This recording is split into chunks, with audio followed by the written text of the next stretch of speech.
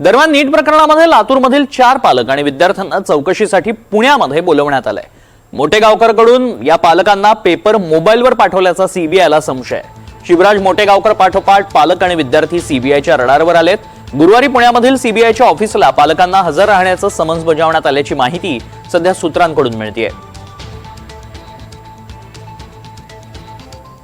इकडे नीट पेपर फुटी प्रकरणी आरसीसी कोचिंग क्लासेसच्या शिवराज मोटेगावकरच्या मुलाची 8 तासापासून चौकशी सुरू आहे। पुण्यातील सीबीआयच्या कार्यालयामध्ये सकाळी 10 वाजल्यापासून ही चौकशी सुरू असल्याचं समजतंय। मोटेगावकरनं आपल्या मुलासाठी नीटचा पेपर फोडला होता असा आरोप करण्यात आला होता आणि याच पार्श्वभूमीवर ही चौकशी होत असल्याचंही समजतंय। अधिक माहिती जाणून घेऊयात। आमचे प्रतिनिधी यशपाल सोनकांबळे सध्या संपर्कात आहेत। यशपाल, खूप अनेक तासापासून ही चौकशी खरं तर केली जाते, काय अपडेट्स मिळतात, कधीपर्यंत ही चौकशी चालणार आहे अजून?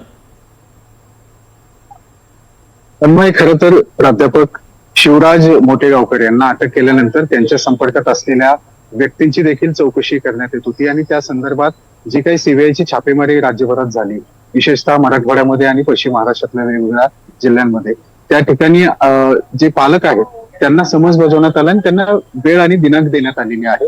त्यानुसार येत्या काही दिवसांमध्ये आणखी काही पालक आणि त्यांच्या विद्यार्थ्यांसह त्यांना बँकेचे कागदपत्र आणि मोबाईल आणि लॅपटॉप घेऊन बोलवलेला आहे, कारण की हा जो पेपर लीक केलेला आहे तो मोबाईल किंवा टेलिग्राम आणि व्हॉट्सअप मेसेजेसच्या द्वारे केला असल्याचा संशय सीबीआयला आहे आणि त्यानुसार त्याचा तांत्रिक तपास सुरू आहे।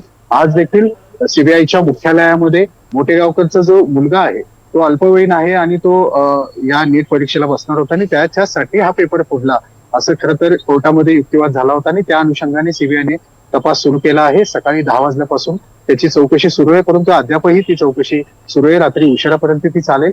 या ठिकाणी आलेले पालक आणि विद्यार्थी जे चौकशीसाठी आले होते त्यांना मात्र सोडण्यात आलेलं आहे। एकूणच या घडामोडीवर आपलं लक्ष असेल आणि या चौकशीमधून आणखी काही धक्कादायक खुलासे होतात का याकडे सर्वांचं लक्ष आहे। तन्मय, नक्कीच यशपाल, आणि वेळोवेळी तुमच्याकडनं या संदर्भातले अपडेट्स जाणून घेत राहू।